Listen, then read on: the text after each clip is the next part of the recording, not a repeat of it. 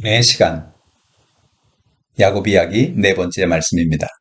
오늘의 제목은 광야에 계시는 하나님입니다. 창세기 28장 12절에서 14절의 말씀을 같이 나누겠습니다. 꿈에 본즉 사닥다리가 땅 위에 서 있는데 그 꼭대기가 하늘에 닿았고 또 본즉 하나님의 사자들이 그 위에서 오르락내리락 하고 또 본즉 여호와께서 그 위에 서서 이르시되 나는 여호와니 너의 조부 아브라함의 하나님이요 이삭의 하나님이라. 내가 누워있는 땅을 내가 너와 내 자손에게 주리니 내 자손이 땅에 티끌같이 되어 내가 서쪽과 동쪽과 북쪽과 남쪽으로 퍼져나갈지며 땅의 모든 족속이 너와 내 자손으로 말미암아 복을 받으리라. 야곱은 아버지를 속이고 형을 속이고 장자의 복을 받았습니다. 그는 자신이 장자의 복을 받기만 하면 모든 일이 잘 풀릴 것이라고 생각했는지 모릅니다. 그러나 사실은 더 큰 문제가 그를 기다리고 있었지요. 그는 더 이상 집에 있을 수가 없었습니다. 아버지는 분노했고 형 에서는 야곱을 가만히 두지 않겠다고 찾아다니고 있었습니다. 결국 야곱은 집에서 도망 나와 외삼촌 라반의 집으로 향했습니다. 그렇게 그의 인생은 도망자의 인생이 되고 만 것이죠. 오늘 본문을 통해서 하나님 우리에게 주는 교훈이 무엇일까요? 첫째로, 우리는 광야의 고난을 만납니다. 야곱은 집에서 나와 외삼촌 라반의 집으로 도망을 하다가 광야에서 밤이 깊어 더 이상 갈 수가 없어서 돌을 베개 삼아 그곳에서 하룻밤을 보내야 했습니다. 밤에 전갈과 야생 동물들이 들끓는 광야에서 무슨 일이 생길 줄 압니까? 두렵고 떨리는 마음으로 하룻밤을 보내게 된 야곱은 그 밤에 누구도 그를 돌보아주는 사람이 없는 고아 아닌 고아의 심정이 되어 두려움에 떨었을 것입니다. 야곱이 잠에 들었는데 꿈에 보니까 사다리가 땅 위에서 하늘에 닿아 있습니다. 그 사다리 끝에는 하나님이 계셨고 하나님의 사자들은 그 사다리를 오르락 내리락 하고 있었습니다. 참 놀라운 광경이었어요. 야곱은 그 두려운 광야에 자신 혼자만 있다고 생각했습니다. 그러나 그곳엔 하나님이 계셨고 하나님의 천사들이 함께하고 있었습니다. 그래서 야곱을 보호하고 있었던 거죠.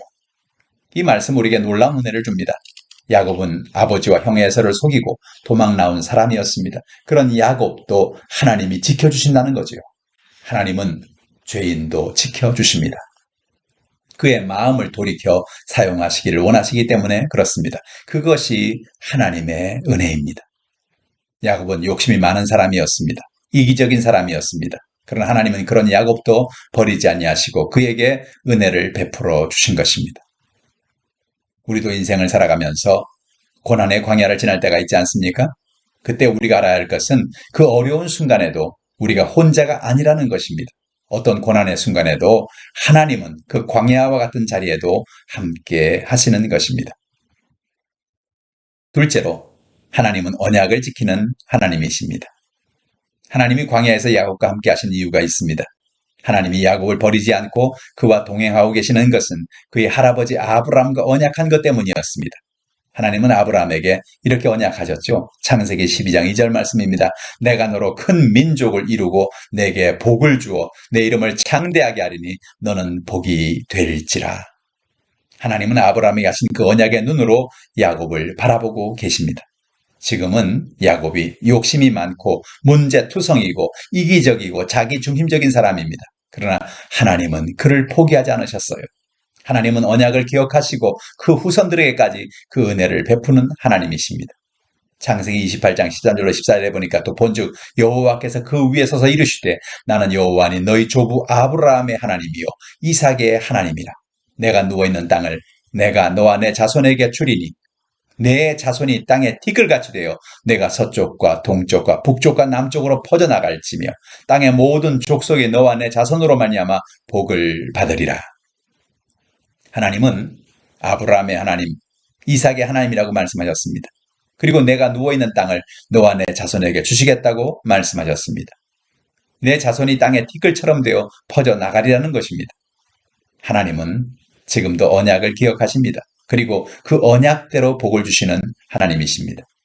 오늘도 하나님 우리에게 언약하십니다. 하나님을 의지하고 순종할 때 하나님은 복을 주겠다고 말씀하시는 것이죠. 신명기 28장 1절로 2절에 보니까 내가 내 하나님 여호와의 말씀을 삼가 듣고 내가 오늘 내게 명령하는 그 모든 명령을 지켜 행하면 내 하나님 여호와께서 너를 세계 모든 민족 위에 뛰어나게 하실 것이라.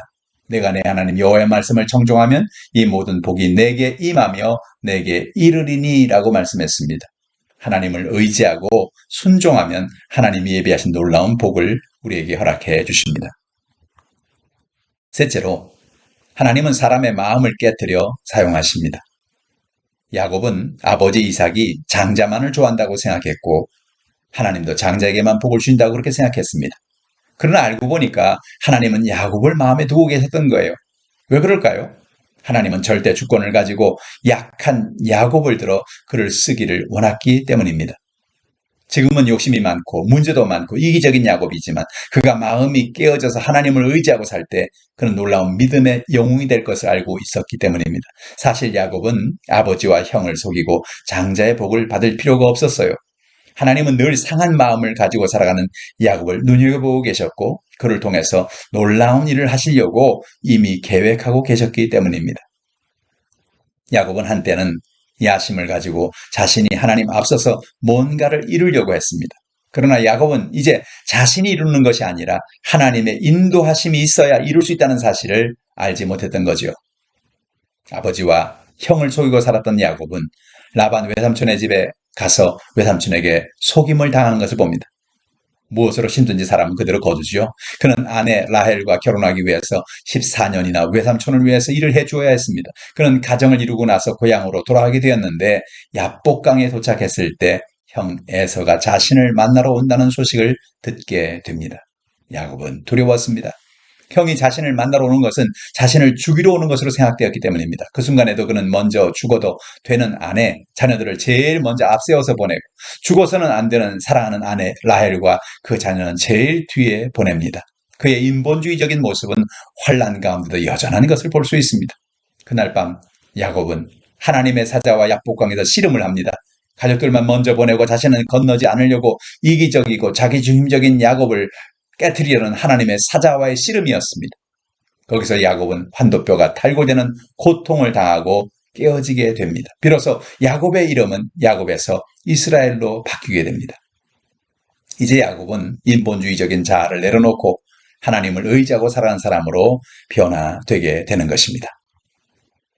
우리는 광야를 지나가면서 나 혼자 있는 것 같은 그런 생각을 하실 때가 있습니다. 그러나 놀라운 사실은 그 순간 하나님이 나와 함께 한다는 사실을 우리는 잊지 말아야 하는 것입니다. 모든 염려와 걱정을 하나님께 맡기고 살아갑시다.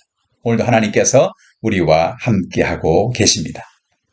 자, 오늘 이 본문을 통해서 우리는 인생을 살아가면서 어떤 광야의 고난을 만나고 있습니까? 우리 한번 생각해 보십시다. 하나님은 오늘도 언약을 지키는 하나님이십니다. 난 오늘 하나님의 어떤 언약을 붙들고 있습니까? 하나님의 약속의 말씀을 붙잡고 살아갑시다. 하나님은 사람의 인본주의를 깨뜨려서 사용하시는 것입니다. 나의 이기적이고 인본주의적인 부분이 어떤 것인가를 한번 생각해 봅시다. 하나님을 의지하고 믿음으로 살아가는 여러분 되기를 원합니다. 기도합시다. 하나님 아버지, 오늘 우리는 인생을 살아가면서 광야를 만납니다. 광야에서 우리와 함께 하심을 감사합니다. 우리의 인본주의적인 마음을 깨뜨려 하나님 중심의 삶을 살게 해 주시옵소서. 우리가 야곱이 아니라 이스라엘로 살아가는 우리가 되게 하여 주시옵소서. 이 한 주간도 승리하는 삶이 되게 도와 주옵소서. 예수님의 이름으로 기도드립니다. 아멘. 할렐루야. 오늘도 하나님의 큰 은혜가 여러분에게 넘쳐나기를 주님의 이름으로 축원합니다.